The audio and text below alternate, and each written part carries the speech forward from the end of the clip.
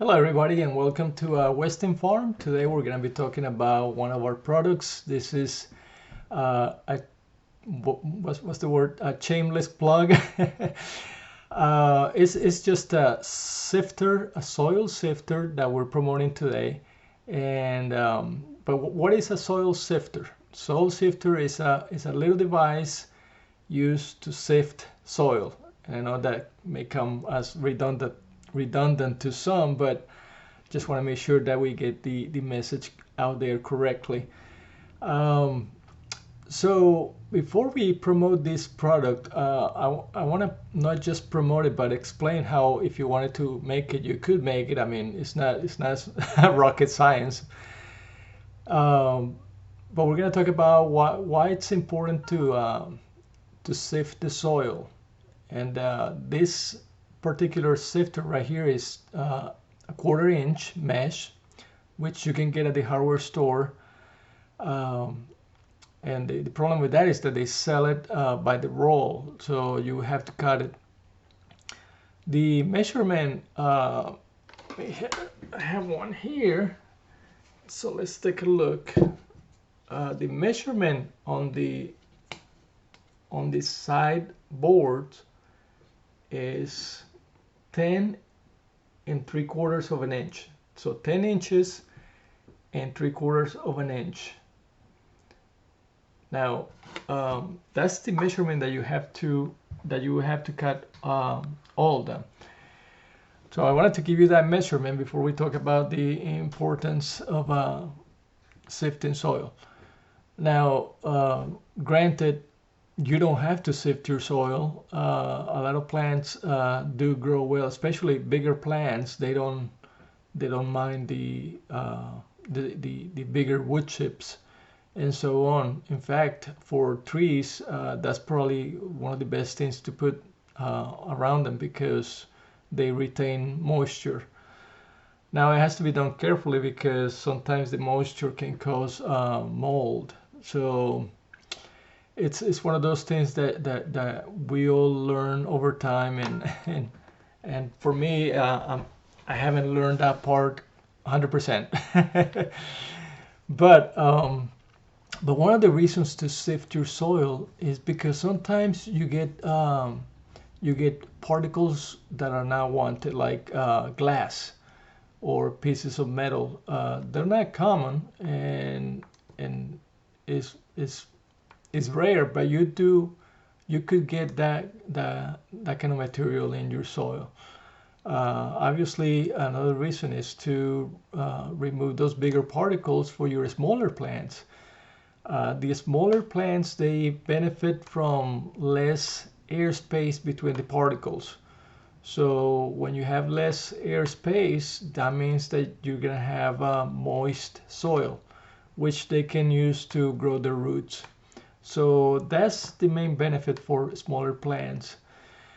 So let's talk about how you can build this. And I don't want to sound like some of those commercials perhaps where they tell you that you can do something, but they give you the information halfway there so that you actually say, you know what, I'm just gonna order, which may be the case in here, but I want to give you the information so that you know how this thing is built. All sides are the same size, like I mentioned before, 10 inches 3/4. And once you cut them to that length, then you can just put them together with glue. Make sure they're lined up. What I do is I put like this one, the one on the right, for example, I put it on as a base, and then the other one right next to it vertically with glue. And I do that side, those two first with glue, then I do the other two with glue, and once they're dry, then I glue the other two parts, the other corner. So that's how I do it. Once they're glued, it's a lot easier to secure the corners with screws. So in here we can see that the mesh is the mesh is 1/4 inch, which is ideal for smaller plants. We also have the 1/2 inch mesh, which is for bigger plants. I would say anything over, I don't know, a foot, about a foot tall would benefit from the 1/2 inch. Anything below a foot would probably benefit from the 1/4 inch hardware mesh. Now what you're seeing right there on the corners are triangles, which we're gonna see right here. And these triangles, they're unfortunately they're very useful because it basically blocks the soil from falling outside the bucket. By the way, this is called a bucket sifter because it fits snugly on top of your average bucket. That means that it's not going to be any bigger than a bucket, just the way you see it. It cannot be any bigger because of the design. I guess you could get a probably 1/2 inch from the size, a little more, and make bigger triangles. You could redesign that if you wish, but this is the design that I find works good for me. And so the triangles, going back to that piece, they're unfortunately they're dangerous to make, and I'm not trying to persuade you otherwise from making one, but be careful when you cut the triangles. I don't have actually I have the thing right here, so I can measure the triangle. The triangle side is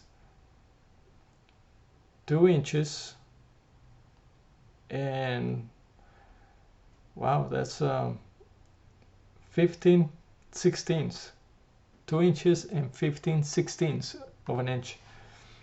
And the longer side of the triangle is 4 inches and 3/16. 4 inches and 3/16.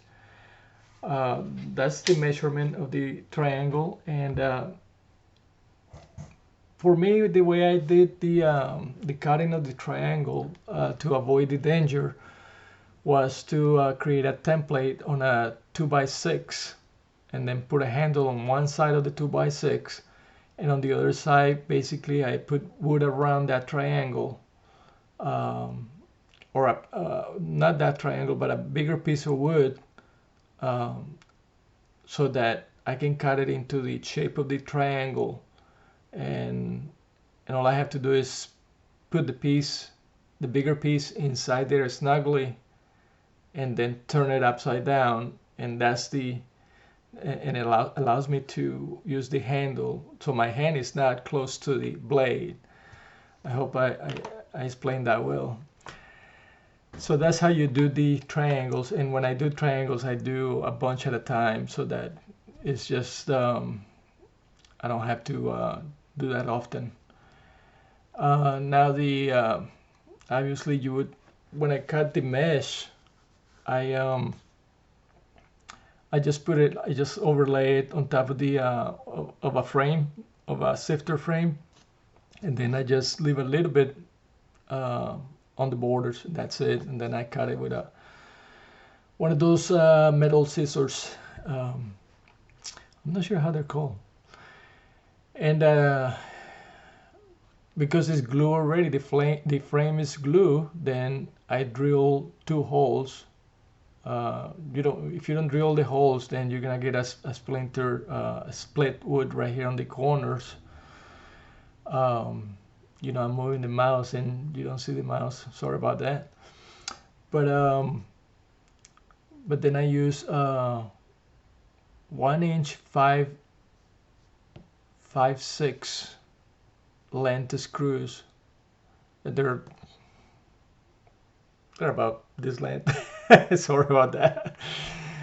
But anyway, so to put the triangles, I use some little nails with a nail gun. Actually, they're 18 gauge nails, and they are 3/4 of an inch. So they don't go deep into the wood, because sometimes if you drive a nail too deep, depending on the grain of the wood, it may come out, and I don't want that either, because when just because you're handling something like this doesn't mean that you don't want that you're okay with metal sticking out. It's just not. It could harm you, and whenever I'm building these things, I'm mindful of you handling this little device without gloves, so that if there's anything sharp, I try to remove it from the sides. But obviously, it is recommended for you to wear gloves with this. Like I mentioned before, if you get a piece of glass, then you're not gonna get hurt, right? And the same thing for the edge of this hardware mesh. So 3, 4, 5 nails on those triangles, on each triangle, 2 screws on each side, and you can see right here how it looks.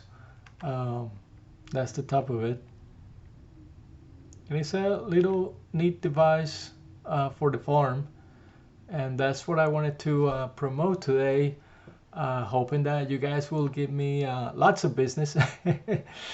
What I have found out, and this is interesting, is that I do get most of my orders during spring, and so people start, I guess, planting during that time, which is normal, but I would have thought that also during fall. But now during fall I don't get. I might get 1 or 2, but during the spring I get more, a whole lot more, and so that's a blessing in itself. But it keeps me busy for a few days. So, but right now it's summer, and so that's obviously part of the reason why I'm making this video, to promote it and make sure that you guys are prepared for next year. But it's kind of cool. I don't want to take too much of your time, guys. Already 12 minutes. But it's kind of cool to plan to just to take the subject out of the sifter a little bit. It is really cool to see a little plant grow. We have some what's it called, podocarpuses. Podocarpuses are those trees that a lot of times they plant them by in subdivisions because they absorb a lot of water, and so that becomes a nice plant, and they don't require much care once they are grown. And so one day I was walking outside, and I looked at this. It's already a tall plant that we have here, and it's about 12 feet, but it was producing seeds, little. They look like a blueberry with a green pea on top. If that makes sense, you have to separate them. They're edible, although I ate some, nothing happened to me. I gave some to the chickens, nothing happened to them, and and so you plant the green pea, the little green part. That's what you plant with the pointed end down, and they grow, and so I have a bunch of podocarpuses out there. I think I have them on Etsy too. Oh, by the way, this product, this sifter, is on Etsy. I'll put the link below if you're interested. But it's real neat to. Actually, those little plants, they benefit from this sifter. The consistency. I just put them on trays, and I have a little mister, and they get enough water so the soil stays moist. But they grow pretty. I might take a picture of. I have 2 trays right now, and each tray holds like 40 or something like that. So I was planting them, and I have a bunch, and to the point that, I mean, you don't know what to do with them, right? But I'm trying to sell them online, and I don't know if people do buy them, but I haven't got an order. I think I put them online like 2 months ago, because I saw a guy who actually he was selling them, and he actually showed the process that he uses to pack them up and all that, which is really neat. And but yeah, it's good to look at plants grow, and I mean not to look at them because that would consume your time faster than your cell phone. but it's in a matter of days they start growing. We have pineapples. My wife, she actually went to a place. We actually went to a place where they have a machine that cuts pineapples for you and puts them in a little container. So she asked, "What are you guys doing with all these tops, the tops of the pineapples?" And they said, "We just feed them to the cattle." And so she asked for them. She got like 40 in a black garbage bag, and we brought them home, and she had me plant them. And it was actually recently that we had a harvest of them. We got about 10 probably. So out of the 40, we got about 10. That was about a year ago. So they didn't take long to grow. It depends on the soil, depends obviously climate and what you give them nutrition wise. But one day I found out that pineapples in Hawaii grow faster. So so the heat, perhaps the composition of the soil in Hawaii makes them grow faster. But we had about 10, and although they grew little, they don't grow much. I guess they don't have hormones. So yeah, that's the story. Well, my friends, thank you so much for your time, and thank you for your support for this channel.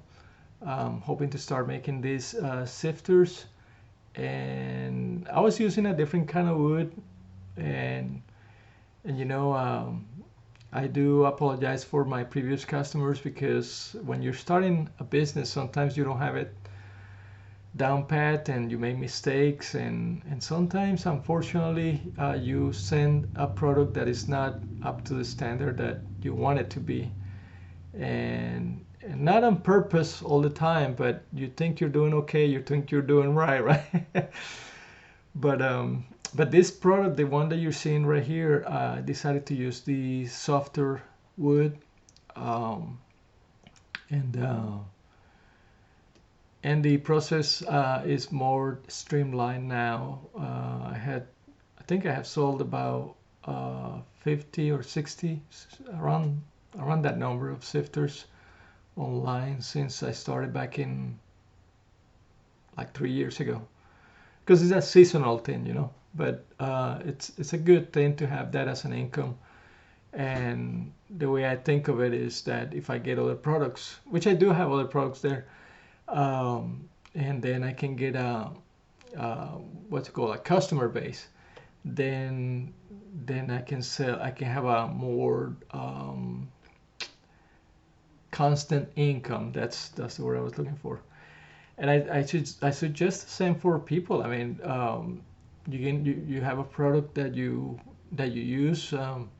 That's the best way to do it. Have a multiple products, because sometimes, like in this case, is seasonal, so the other products may compensate.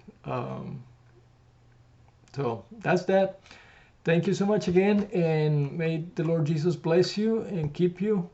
Until the next time, this is Western Farm Products.